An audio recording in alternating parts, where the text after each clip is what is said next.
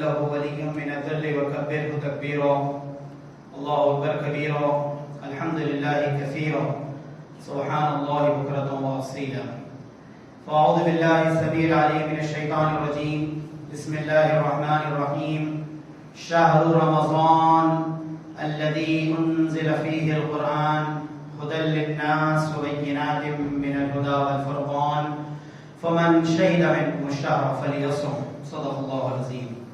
حمد و ستائش اللہ رب العالمین کے لیے ہے. ہم سب اللہ کی بڑائی اور بزرگی بیان کرتے ہیں. وہی اس پوری کائنات کا خالق، مالک اور حاکم ہے. the creator, the originator, the sustainer, the lawgiver اور the lawmaker ہے. ہم سب اس کے بندے ہیں، اس کے آگے سر اطاعت خم کرتے ہیں. درود و سلام و نبی آخر الزمان سیدنا محمد مصطفیٰ صلی اللہ علیہ وسلم پر، جنہیں اللہ تعالیٰ نے آخری نبی بنا کر، the ultimate and final messenger بنا کر، رحمت للعالمین، پوری انسانیت کے لیے رحمت بنا کر روانہ فرمائے. سامعین محترم، آئندہ چند دنوں میں ماہ رمضان میں ہم داخل ہونے والے ہیں، اور وہ ساری برکتیں اور سعادتیں اس ماہ مبارک کی جس کا ذکر اللہ تبارک و تعالیٰ نے قرآن مجید میں فرمایا ہے، اور جس کا ذکر بہت کثرت کے ساتھ احادیث مبارکہ میں ہم کو ملتا ہے. انشاءاللہ خدائے عالم کے مسلمان وہ سب برکتیں، وہ سارے فیوز و برکات انشاءاللہ تعالیٰ اس مبارک مہینے میں حاصل کریں گے. اور یہ 2 سال کے گیپ کے بعد، جبکہ ایک پینڈیمک نے، ایک عالمی وبا نے پوری دنیا کو متاثر کیا، اور 2 سال سے ماہ رمضان پوری طرح پورے اہتمام کے ساتھ اور نماز باجماعت اور قیام اللیل کے بہت سے پروگرامز جو عام طور پر ہوتے تھے وہ نہیں ہو سکے. انشاءاللہ اس بار ایک فل فلیج اور ایک پوری طرح بھرپور رمضان گزارنے جا رہے ہیں انشاءاللہ. اسلام نے بات پیش کی ہے کہ انسان کے اعمال کا دار و مدار نیتوں پر ہے. تو ہمیں سب سے پہلے اپنی نیت کا جائزہ لینا ہے کہ ہم ماہ رمضان کا خوش دلی سے استقبال کرنے جا رہے ہیں. یعنی رمضان کا خوش دلی سے استقبال، ویلکم ٹو رمضان کہنا، اور پوری آمادگی کے ساتھ کہنا، پوری خوشی کے ساتھ کہنا، اور اللہ تبارک و تعالیٰ کا قرب حاصل کرنے کی پوری نیت کے ساتھ، تو اس کے بہترین نتائج ہماری زندگی میں حاصل ہو سکتے ہیں. ہمارے بعض ساتھی جو گلف میں رہتے ہیں، انہوں نے یہ بات بتائی کہ بعض بڑے بڑے تاجر یو ای کے اور سعودی عرب کے اور قطر کے اور دوسرے ممالک کے سال بھر تو اپنے شہر میں مقیم رہتے ہیں، لیکن رمضان کا مہینہ جیسے ہی آتا ہے وہ بزنس ٹور پلان کرتے ہیں، بزنس ٹور پر جاتے ہیں. کبھی بھی جا سکتے ہیں لیکن رمضان میں جاتے ہیں، اور رمضان میں جا کر وہ ایکسکیوز حاصل کرتے ہیں، وہ ایکسیپشن حاصل کر لیتے ہیں کہ مسافر پر روزہ فرض نہیں ہے، اور وہ اس بہانے سے روزہ چھوڑ دیتے ہیں، اس کا فدیہ ادا کر دیتے ہیں. اور بعض مالدار لوگ جو اپنے آپ کو سو کالڈ رائل سوسائٹی کا ممبر سمجھتے ہیں، وہ بھی روزہ رکھنے کو ایک مصیبت تصور کرتے ہیں، اور روزے کا فدیہ یعنی اس کا جو الٹرنیٹ رکھا گیا ہے ان لوگوں پر جو روزہ قضا بھی نہیں کر سکتے، اور پھر یہ کہ ان کی صحت کے اور ان کے ہیلتھ کے اور دوسرے اہم مسائل ہیں، اس معاملے میں وہ زیادتی کرتے ہیں اور فدیہ ادا کر کے سمجھتے ہیں کہ روزہ رمضان ادا ہو گیا. علامہ اقبال نے بات کہی تھی، جا کے ہوتے ہیں مساجد میں سفارا تو غریب،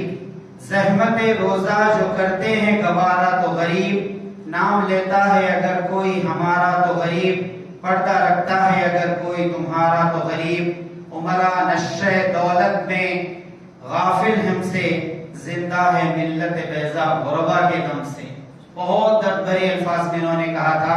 کہ جو غریب لوگ ہوتے ہیں، محنت مزدوری کرنے والے ہوتے ہیں، وہ تو بڑی محنت کے اور مشقت کے ساتھ روزہ رکھ لیتے ہیں، لیکن جو پیسے والے لوگ ہیں وہ فدیے کے نام پر، بزنس ٹور کے نام پر اور کسی اور بہانے سے اس روزے سے بچنے کی کوشش کرتے ہیں. تو ماہ رمضان کا خوش دلی سے استقبال ہو اور نیت اپنی پاک رکھی جائے. حضرت معاذ بن جبل رضی اللہ تعالیٰ عنہ فرماتے ہیں کہ نبی کریم صلی اللہ علیہ وسلم نے مجھے یمن کا گورنر بنا کر بھیجا. یمن کے گورنر اپوائنٹ کیے گئے. ظاہر ہے کہ وہ بہت بڑا پوسٹ تھا اور ہمارے زمانے کی طرح یہ گورنر صرف ربر اسٹیمپ ہوتا ہے, ایڈمنسٹریشن سی ایم کے ہاتھ میں ہوتا ہے, ویسا معاملہ نہیں تھا, بلکہ governor whole and civil superior authority of the state ہوتا تھا. حضرت معاذ بن جبل فرماتے ہیں میں نے نبی کریم صلی اللہ علیہ وسلم سے کہا یا رسول اللہ اوصینی, میں جب کہ جا رہا ہوں گورنر بن کے آپ مجھے کچھ نصیحت کیجئے. تو آپ نے فرمایا اخلص دینک یکفیک العمل القلیل, اے معاذ تم اپنی نیت صاف رکھو, تھوڑا سا عمل بھی تمہیں بہت زیادہ فائدہ پہنچائے گا, تھوڑا سا عمل بھی تمہارے لیے کافی ہو جائے گا, اپنی نیت تم صاف رکھو. اسی طرح حضرت ابو الدرداء رضی اللہ تعالیٰ عنہ راوی ہیں, نسائی اور ابن ماجہ کی روایت ہے, نبی کریم صلی اللہ علیہ وسلم نے ارشاد فرمایا کہ جو شخص بستر پر اس نیت اور اس ارادے سے لیٹے کہ وہ رات میں اٹھ کر تہجد کی نماز پڑھے گا لیکن نہیں اٹھ پایا, فجر کو ہی اس کی آنکھ کھلی, تو اللہ تبارک و تعالیٰ اس کے نام اعمال میں تہجد کا بھی اجر لکھیں گے. حالانکہ اس نے نہیں پڑھی تہجد کی نماز, لیکن سوتے وقت یہ نیت کر کے سویا تھا کہ وہ تہجد کو اٹھے گا. تو یہ بات معلوم ہوتی ہے کہ نیت کو پاکیزہ رکھا جائے. ماہ رمضان کے سلسلے میں یہ نیت رکھیں کہ ہم اس کا خوشدلی سے استقبال کریں گے, اور پھر یہ کہ رمضان کا روزہ اس کا بہت اہتمام کے ساتھ ہم خیال رکھیں گے. حضور اکرم صلی اللہ علیہ وسلم ارشاد فرماتے ہیں, ابن حبان کی روایت ہے کہ میں سو رہا تھا, دو لوگ آئے اور انہوں نے میرا شانہ تھام کر یعنی شولڈر سے مجھے سپورٹ دے کر پہاڑ کی بلندی پر پہنچایا. تو میں نے وہاں پر دیکھا کہ کچھ لوگ ہیں جو الٹے ٹانگوں لٹکا دیے گئے, الٹے لٹکا دیے گئے اور ان کے جبڑے پھاڑ دیے گئے. جن دانتوں سے وہ چباتے تھے, کھاتے تھے کھانا, تو وہ جبڑے پھاڑ دیے گئے اور ان سے خون بہ رہا ہے. تو میں نے پوچھا کہ یہ کون لوگ ہیں؟ تو جواب میں ارشاد فرمایا کہ الذی یفطرون قبل تحلۃ صومہم, کہ یہ وہ لوگ ہیں جو روزہ اپنے لیے حلال کر لیتے تھے, روزہ چھوڑ دیا کرتے تھے, بلا وجہ روزہ چھوڑ دیا کرتے تھے. اور یہ روایت آتی ہے ابن حبان کے اندر. ایک اور حدیث میں نبی کریم صلی اللہ علیہ وسلم نے ارشاد فرمایا, ترمذی اور ابو داؤد شریف کی روایت ہے, من افطر یوما من رمضان غیر رخصتہ ولا موسم, کہ ایک آدمی کسی وجہ کے بغیر اور کسی مرض اور بیماری کے بغیر رمضان کا صرف ایک روزہ چھوڑے گا, لم یقضہ صوم الدہر, پوری زندگی میں اگر روزے رکھے گا تو وہ ایک رمضان کے سنگل روزے کا آلٹرنیٹ نہیں ہو سکتا, ایک روزے کا آلٹرنیٹ نہیں ہو سکتے اگر وہ پوری زندگی بھی روزہ رکھنے میں گزارے. تو ہمیں اس بات کا اہتمام کرنا ہے کہ ماہ رمضان کا خوشدلی سے استقبال, روزوں کا پوری طرح اہتمام. اور دوسری چیز ماہ رمضان کے اندر وہ قیام اللیل ہے. سورہ مزمل میں فرمایا گیا کہ ان ربک یعلم انک تقوم ادنی من ثلثی اللیل ونصفہ وثلثہ وطائفۃ من الذین معک, کہ تمہارا رب جانتا ہے محمد صلی اللہ علیہ وسلم کہ تم اپنی رات کا نصف حصہ یا اس سے زیادہ یا اس سے کم اللہ تعالیٰ کی آگے, اللہ تعالیٰ کی جناب میں ٹھہرتے ہو, راتوں کو قیام کرتے ہو. وہ کہ بہت مشکل کام ہے, لیکن اہل ایمان کی یہ شان بیان کی گئی ہے اور قرآن مجید میں کئی مقامات, والذین یبیتون لربہم سجدا وقیاما, کہ یہ لوگ اپنے رب کے آگے سجدے اور قیام کے اندر راتیں گزارتے ہیں. تتجافى جنوبهم عن المضاجع, ان کی پیٹھ بستروں سے الگ ہوتی ہے رات کے وقت. یدعون ربهم خوفا وطمعا, اور اللہ تعالیٰ کو خوف اور امید کے ساتھ وہ پکارتے رہتے ہیں. تو یہ آیتیں اس بات کی گواہی دیتے ہیں کہ اہل ایمان کا معاملہ یہ ہوتا ہے کہ وہ قیام اللیل کرتے ہیں, راتوں میں اٹھ کر نماز پڑھتے ہیں. اور اگر یہ عام دنوں میں کچھ مشکل محسوس ہوتا ہے تو رمضان میں تو بہت آسان ہے, اور سحر سے کچھ پہلے ہم عام طور پر بیدار ہو جاتے ہیں. اگر کچھ اور تھوڑا سا وقت پہلے بیدار ہو جائیں اور 4 رکعت یا 8 رکعت یا 12 جتنی بھی گنجائش ہو اور جتنی کی بھی استطاعت اور ہمت ہو اتنی ادا کر لیں تو یہ تہجد کا اجر ہمیں حاصل ہو سکتا ہے. اور پھر رات کی جو تراویح ہے اس کا معاملہ یہ ہے, ترمذی شریف کی روایت میں الفاظ آتے ہیں, علیکم بقیام اللیل فإنہ داب الصالحین, کہ تم پر رات کا قیام لازم کیا گیا ہے اس لیے کہ یہ صالحوں کا شیوا ہے, نیک لوگوں کی عادت ہے. داب الصالحین فرمایا گیا، نیک لوگوں کا معاملہ ہے، نیک لوگوں کی عادت ہے کہ وہ رات کو اٹھتے ہیں اور اللہ تبارک و تعالیٰ کی قربت تلاش کرتے ہیں۔ حضور اکرم صلی اللہ علیہ وسلم کے پاس ایک صحابی پہنچے اور وہ سفر کی تیاری کر رہے تھے، کہیں ٹریول کرنے کا پلان کر رہے تھے، سامان پیک کر رہے تھے۔ نبی کریم صلی اللہ علیہ وسلم نے پوچھا کہاں جا رہے ہو؟ انہوں نے تفصیل بتائی، اس سفر کی کیا تیاری کی ہے، انہوں نے تفصیل بتائی۔ پوچھا قیامت کا بھی ایک سفر ہے، اس کی کیا تیاری کی ہے؟ آخرت کا بھی ایک سفر ہے، ڈے آف ججمنٹ کا بھی ایک جرنی ہے، ٹریول ہے، اس کی کیا تیاری کی ہے؟ الا انبئک یا ابا ذر بما ينفعک ذلک اليوم، اے ابو ذر کیا میں تمہیں نہ بتاؤں وہ چیز جو تمہیں اس سفر میں کام آئے،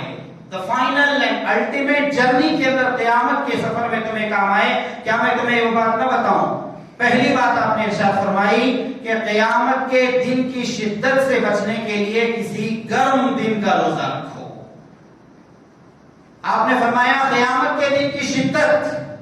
وہ ہیٹ انٹینسٹی، اس سے اگر بچنا ہے تو کسی گرم دن کا روزہ رکھو۔ پھر آپ نے فرمایا کہ قبر کی وحشت اور تاریکی، قبر کا اندھیرا، اس سے اگر بچنا چاہتے ہو تو رات کے اندھیرے میں 2 رکعت نماز پڑھو۔ پھر نبی کریم صلی اللہ علیہ وسلم نے ارشاد فرمایا کچھ بڑے معاملات ہیں، کچھ کام تمہارے بڑے بڑے پینڈنگ ہیں، بڑے بڑے ڈیلنگز تمہارے رکے ہوئے ہیں، کچھ بڑے اہم چیزیں تمہاری رکی ہوئی ہیں، بڑے بڑے معاملات کے لیے حج کو لازم کر لو اور کسی مسکین کو صدقہ دو۔ بڑے معاملات کے لیے آپ نے فرمایا کہ حج کو اپنے اوپر لازم کر لو اور کسی مسکین کو صدقہ دیا کرو۔ حضرت فضیل بن عیاض فرماتے ہیں کہ اگر تم دن میں روزے نہ رکھ پاؤ، طاقت نہیں ہے، ہمت نہیں ہے، ارادہ نہیں ہے، طاقت ہونے کے باوجود ارادے کی کمی ہے، چھوٹے چھوٹے بہانے سے روزہ چھوڑ دے رہے، حضرت فضیل بن عیاض فرماتے ہیں کہ اگر تم دن میں روزے نہ رکھ پاؤ اور رات میں اٹھ کر عبادت نہ کر سکو تو سمجھو کہ تم کسی گناہ کی وجہ سے ان 2 نعمتوں سے محروم کر دیے۔ چیک کر کے دیکھو اپنے عمل کو، کچھ ایسے گناہوں کے اندر تم انوالو ہو گئے ہو، کچھ ایسی گندگیاں تمہارے اندر ایسی گھس آئی ہیں کہ تم یہ 2 نعمتوں سے محروم کر دیے گئے، نہ تم دن میں روزے رکھ پا رہے ہو اور نہ تم رات میں اٹھ کر عبادت کر رہے ہو۔ حضرت سفیان ثوری رحمۃ اللہ علیہ بہت بڑے بزرگ تھے، وہ فرماتے ہیں کہ میں اپنے ایک گناہ کی وجہ سے جو مجھ سے ہو گیا تھا، لگ بھگ 5 مہینے رات کی عبادت کی لذت سے محروم ہو گیا تھا گناہ،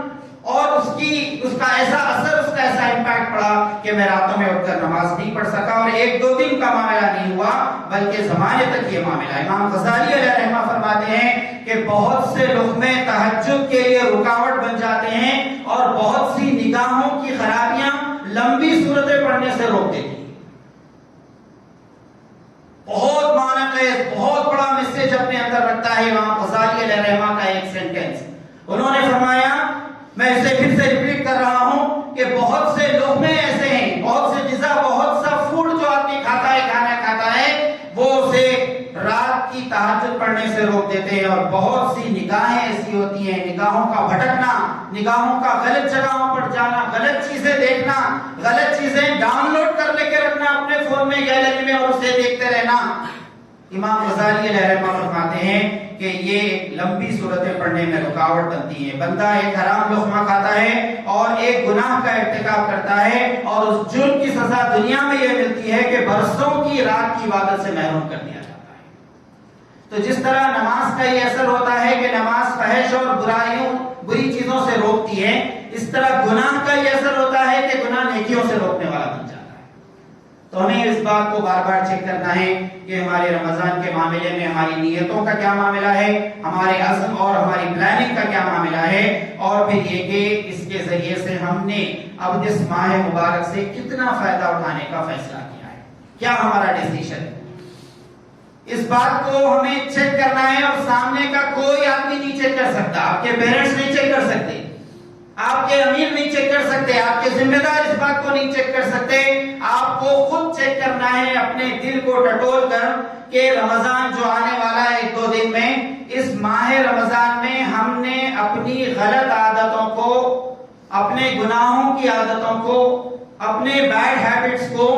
ہم نے ختم کرنے کا فیصلہ کیا ہے یا ٹیمپرری پاز کرنے کا فیصلہ کیا ہے۔ پوز کا لفظ بہت کم استعمال ہوتا تھا پہلے، لیکن اب ویڈیوز دیکھتے وقت ہم اسے پوز کر دیتے ہیں، 1 منٹ کے لیے رک جاتے ہیں، ویڈیو کو ہم اسٹاپ کر دیتے ہیں، اور اس کے بعد فون پوچھتا ہے ریزیوم دا ویڈیو، کیا پھر سے ویڈیو کو جاری رکھیں، پھر سے کنٹینیو کریں؟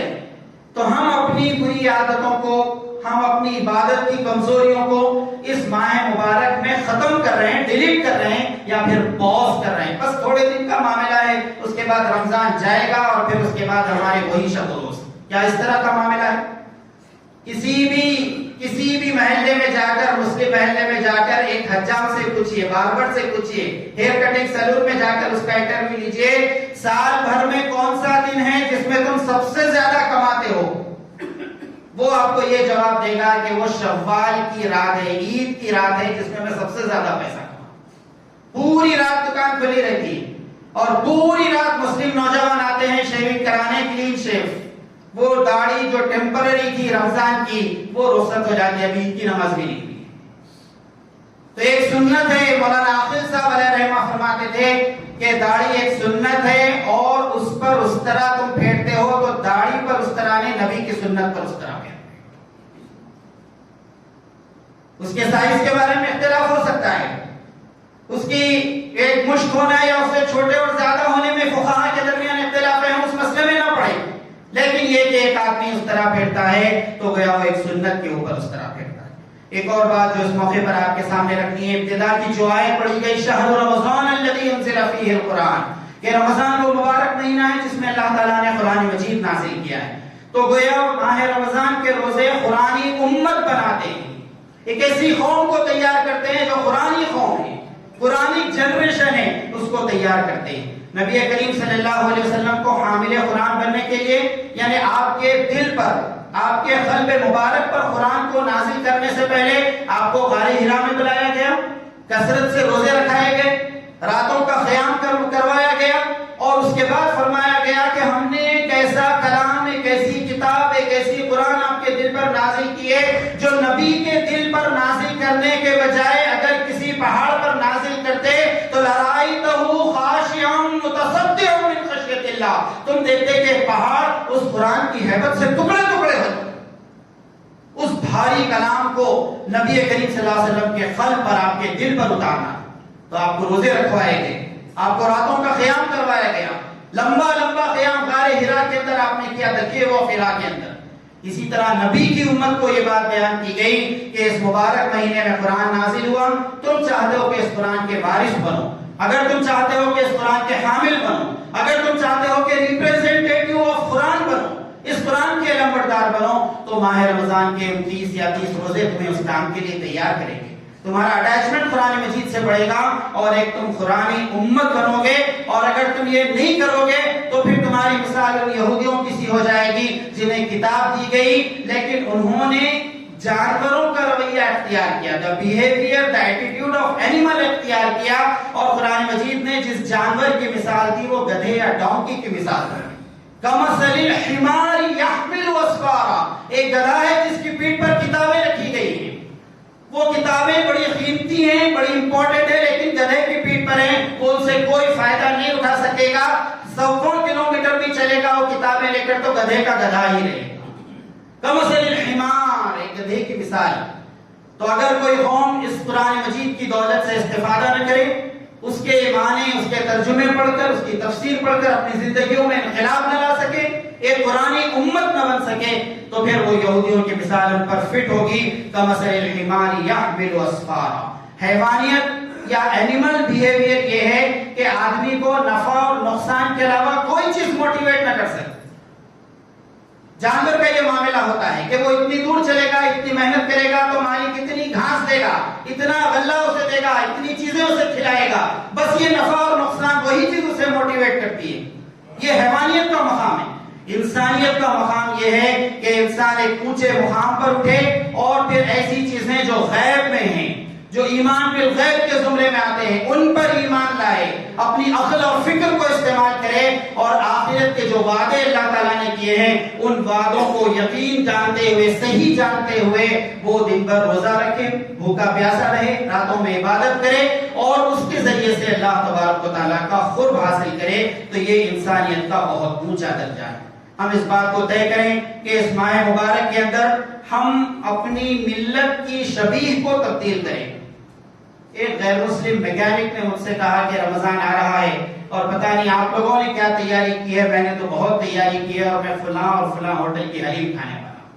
اور آخری رمضان کو پتہ نہیں آپ لوگ کیا کرتے ہیں، میں تو اپنا فریزر حلیم کے ڈبوں سے بھر لیتا ہوں اور پھر 1 مہینے تک اسے کھاتا رہتا ہوں۔ تو ہم نے رمضان کا یہ انٹروڈکشن کرایا کہ یہ کھانے پینے کا مہینہ آ رہا ہے، ہوٹلوں کے آگے حلیم کی بھٹیاں لگ رہی ہیں۔ یہ ٹھیک ہے کہ رمضان میں مومن کے رزق میں کشادگی ہوتی ہے، اس کا ذکر کیا گیا۔ یہ ٹھیک ہے کہ اللہ تعالیٰ رزق میں برکت عطا فرماتے ہیں، لیکن یہ رمضان کھانے پینے کا مہینہ نہیں ہے، یہ رمضان شاپنگ فیسٹیول نہیں ہے، یہ رمضان بازاروں میں ضائع کرنے کا مہینہ نہیں۔ ضرورت کے تحت آدمی جا سکتا ہے، لیکن اپنی ملت کی شبیہ کو، اس کے امیج کو ہم تبدیل کریں کہ رمضان عبادت کا مہینہ ہے، اللہ تبارک و تعالیٰ سے تعلق کو بڑھانے کا مہینہ ہے۔ شب قدر نوجوانوں کے لیے سڑکوں پر گھومنے اور پھرنے اور ٹرپل رائڈنگ کرنے اور یہ کہ مختلف قسم کی حرکتیں کر کر مسلم قوم کو بدنام کرنے کی نہیں ہے، یہ تو قدر والی رات ہے۔ طاق راتوں میں پرانے شہر کے کئی اسٹیڈیم میں کرکٹ ٹورنامنٹ ارینج کیا جا رہا ہے، کرکٹ ٹورنامنٹ، اور کب ہو رہا ہے؟ طاق راتوں کے اندر۔ تو کیا چیز تھی اور کس کام کے لیے تھی اور ہم اس کا کیا استعمال کر رہے ہیں؟ تو اسلام کو ہم بدنام کرنے والے نہ بنیں، اپنے نوجوانوں کو نصیحت کریں، انہیں پابند کریں، ان کی تربیت کریں، مسجدوں سے انہیں جوڑیں، قرآن مجید سے انہیں جوڑیں، اور پھر یہ کہ اپنے تعلق باللہ کو بڑھانے کی ہم بھرپور کوشش کریں۔ 3 دن میں قرآن ختم کیا جا سکتا ہے، کم از کم 5 پارے 6 پارے پڑھ کر 5 دن میں قرآن سن لیا جا سکتا ہے، اور قرآن سننے کا اجر انشاءاللہ مل جائے گا۔ لیکن جو روح بیان کی گئی ہے، وَإِذَا سَمِعُوا مَا أُنزِلَ إِلَى الرَّسُولِ تَرَىٰ أَعْيُنَهُمْ تَفِيضُ مِنَ الدَّمِ مِمَّا عَرَفُوا مِنَ الْحَقِّ، کہ جب قرآن پڑھا جائے تو آنکھوں سے آنسو رواں ہوتے، وہ کیفیت کیسے تاری ہو؟ دوڑ کر رکوع میں شامل ہو جائے، رکعت تو مل جائے گی، فقہ کا مسئلہ معلوم کر لیا، رکعت مل جائے گی، لیکن آنکھوں سے آنسو جائیں، ایمان تازہ ہو، سال بھر کے لیے ایمان کی بیٹری اس رمضان کے ذریعے سے ریچارج ہو، یہ کام کیسے ہو؟ تو ارادہ کیجئے کہ تراویح کی نماز ایسی مسجد میں پڑھیں گے کہ جہاں پر قرآن چاہے کم سنایا جاتا ہو، لیکن ٹھہر کر اور اطمینان کے ساتھ، اور قرآن کا ترجمہ، اس کی تفسیر اور تشریح بیان کی جاتی ہو۔ اپنے نوجوانوں کو بھی مسجدوں سے جوڑیں، اس طرح کے پروگرام سے جوڑیں، اور رمضان کا ایک پاکیزہ پرنور قسم کا ماحول اپنے گھروں میں، اپنے محلوں اور اپنی بستیوں میں پیدا کریں۔ اللہ تعالیٰ ان باتوں پر غور کرنے اور عمل کرنے کی توفیق عطا فرما۔ رب اغفر وارحم وانت خیر الراحمین، والحمد للہ رب العالمین۔